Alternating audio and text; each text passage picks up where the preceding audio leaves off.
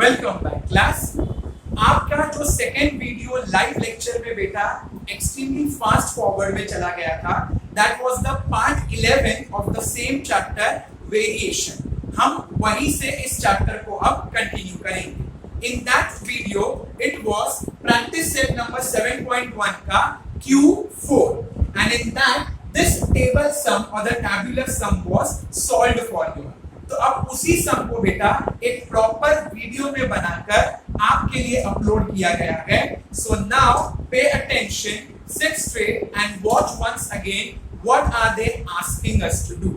आपके क्वेश्चन को इस तरीके से फ्रेम किया गया है और लिखा है if n varies directly as m।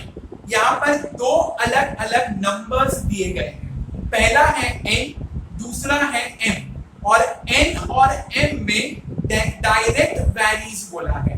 Direct varies का मतलब होता है डायरेक्ट वेरिएशन है। So the first thing that they have given you is there is a direct variation relationship between m and n। तो अब हम इसे लिखेंगे कैसे? तो after drawing this table you will leave one line and you will write here given. Given में आपको सबसे पहले जो दिया गया है वो है n varies directly as m। तो we will be writing here n varies directly as m। अब प्रैक्टिस सेट नंबर 7.1 के ही Q1 के अंदर बेटा हम लोगों ने सीखा कि जहां पर वैरीज डायरेक्टली या डायरेक्ट प्रोपोर्शनेट ऐसा कुछ वर्ड दिया रहता है, वहां पर आप इसे लिखते हो n directly varies m। Correct? n varies directly या डायरेक्टली वैरीज m। इतना लिखने के बाद अब आप इसका इक्वेशन बनाओगे। क्या बनाओगे? Equation. So now I will leave a line and I will give the heading of equation.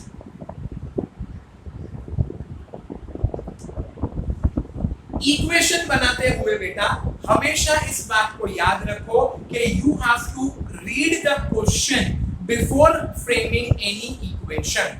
अब आप क्वेश्चन को रीड करो तो क्वेश्चन में लिखा है n varies directly as m।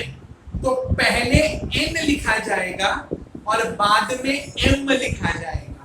So you will be writing the equation as n upon m is equals to k, जहां पर k will be constant of proportionality। So constant of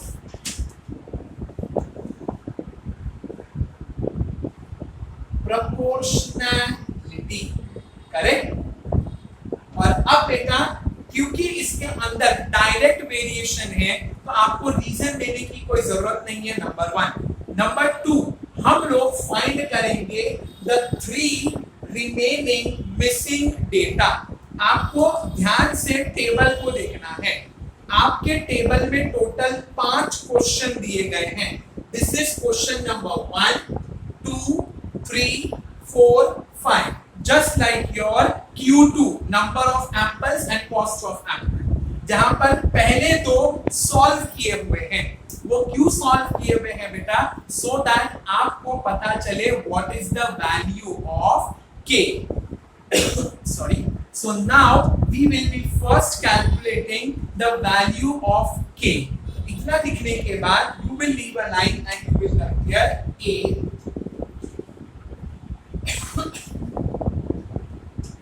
when m is equals to 3, n is equals to 12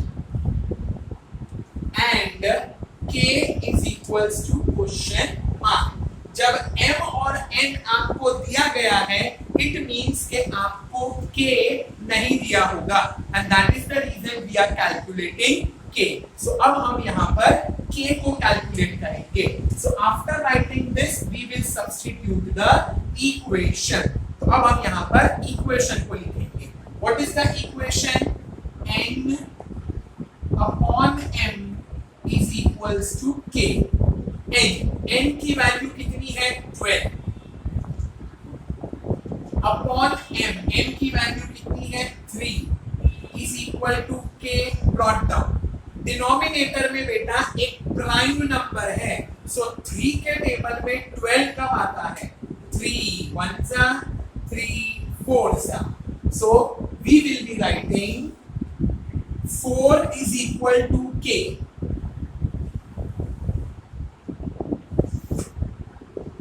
4 is equals to k.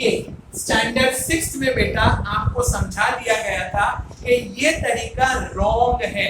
हमेशा पहले variable लिखा जाता है, variable के बाद लिखा जाता है आपका इक्वल टू का साइन और फिर इसके सामने की value. So the correct value and writing will be k is equals to 4. This was your table number 1 का sign. Now let us go to second. So I will write here B. When m is equals to 5, n is equals to 20. Once again, जब m और n दिया गया है बेटा तो समझने वाली बात है, आपको क्या कैलकुलेट करना पड़ेगा? k. So I will be writing here and k is equals to question mark. इतना लिखने के बाद हम वापस से क्या कॉपी करते हैं? Equation. And the equation is here, that is n upon m is equals to k. Correct? n upon m is equals to k. अब यहाँ पर आप वैल्यूज को सब्स्टिट्यूट करोगे. So here you are having n value is 20, m का value is 5 is equals to k. Copy down. Denominator में 5 एक prime number है बेटा, so you have to directly divide by this number. 5 1 5 4 4 is equals to k is a wrong pattern of writing. Therefore I will write k is equals to 4. Sum number 2 got over. और अब आप बेटा ध्यान से board की तरफ देखो. आपने जब पहला सम सॉल्व किया तब आपकी k की वैल्यू आई 4. जब आपने दूसरा सम सॉल्व किया तब भी आपकी k की वैल्यू आई 4. जब दो बार a की वैल्यू आ रही है k की, इट मींस k अब कांस्टेंट हो गया है. अब remaining 3 sums, third fourth fifth, remaining 3 sums के लिए भी k की वैल्यू क्या रहने वाली है? 4. तो हम इसे लिखेंगे इस तरीके से, from 1 and 2 the value of k is equals to 4 constant of proportionality. Correct बेटा? अब यहाँ पर ये बोर्ड पूरा हो गया है, but I won't be stopping the video over here. So what you have to do is, as soon as I reach over here, I will be coming towards the end of the board like this. आप उस time पे video को pause कर दो और जितना भी matter अभी तक बोर्ड पर है आप उसे अपनी बुक में कॉपी कर दो. Then keep your books aside and continue with the explanation. Is this thing clear? So you can now pause the video, copy the written matter on the board in your books, and thereafter continue with the explanation.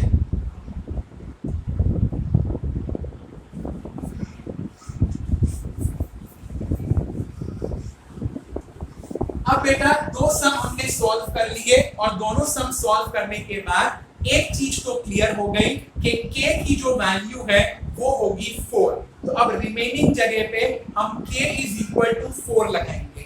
जब आपको constant of proportionality दिया होता है तब समझ जाना या तो m गायब हो जाएगा या तो n गायब हो जाएगा, तीन में से कोई एक का गायब होना कंफर्म है।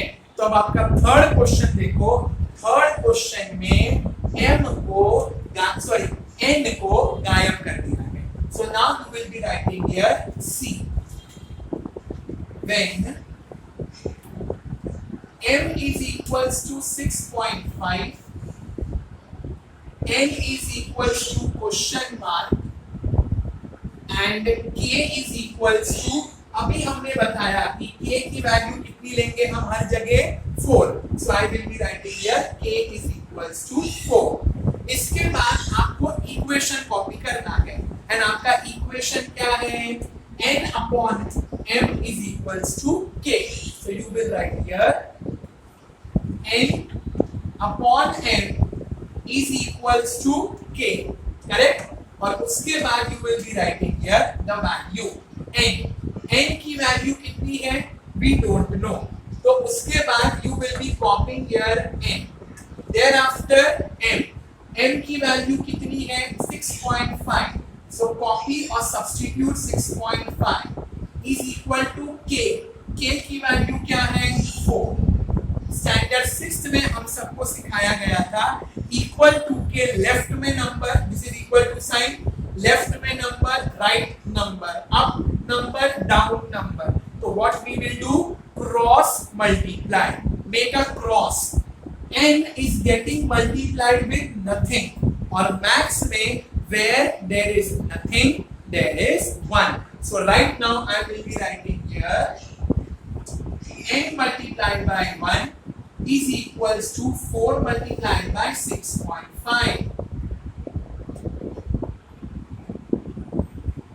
n ones is n is equal to 6.5 multiplied by 4, आप लोग रफ कॉलम में करना, आंसर आएगा 26.0।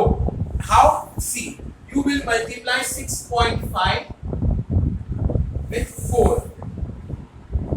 5 4s are 20, 4 6 are 24 plus 2 26, decimal point के बाद you have only 1 digit, yes or no? तो अब आप फाइनल आंसर में राइट साइड से सिर्फ एक ही डिजिट स्किप करोगे and you will apply decimal point, so the correct answer is n is equals to 26 and this will become your number 3.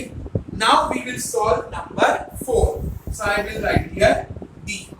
number 4 में बेटा m नहीं दिया है, so m is equals to question, when m is equals to question mark, n is equals to 28 and k की value हम सब क्या लेने वाले हैं 4, so I will be writing here k is equals to 4। here after this again we will copy the equation, तो आपका equation है n upon m is equals to k, तो जहां पर n होगा सब्स्टिट्यूट द वैल्यू 28, जहां पर m होगा substitute, sorry there is no value, so copy the variable is equals to k की जगह पर आएगा 4, correct? Same equal to left number, right number, up number, down number, तो हम लोग क्या करेंगे cross multiply, so we will cross multiply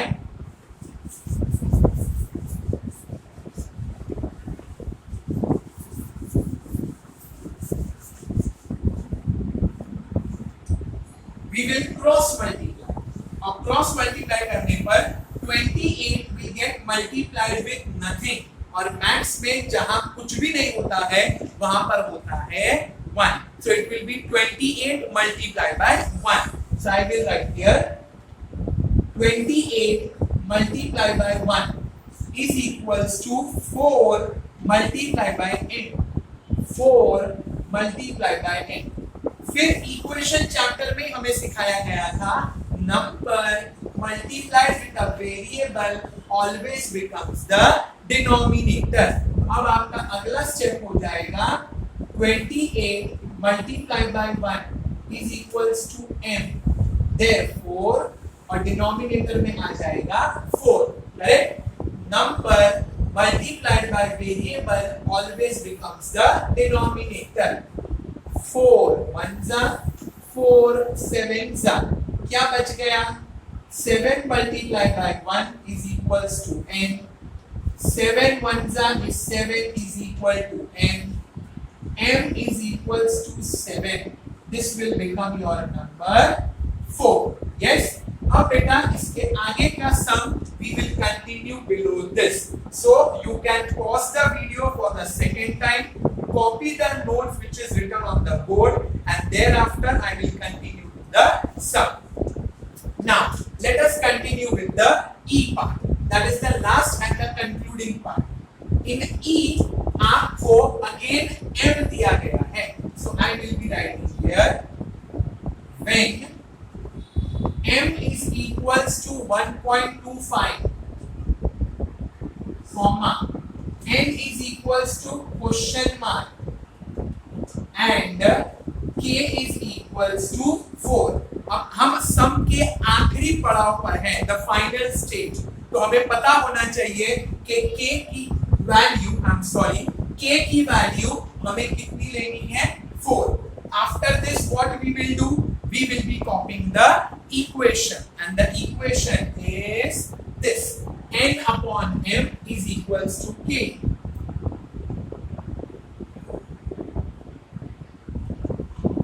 Thereafter substitute n. n का value we don't know.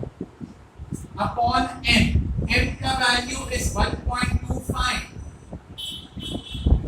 is equals to k. k का value is 4. Once again equal to के left में number, right में number, up number, down number. So we have to cross multiply, and while making a cross what happens? See,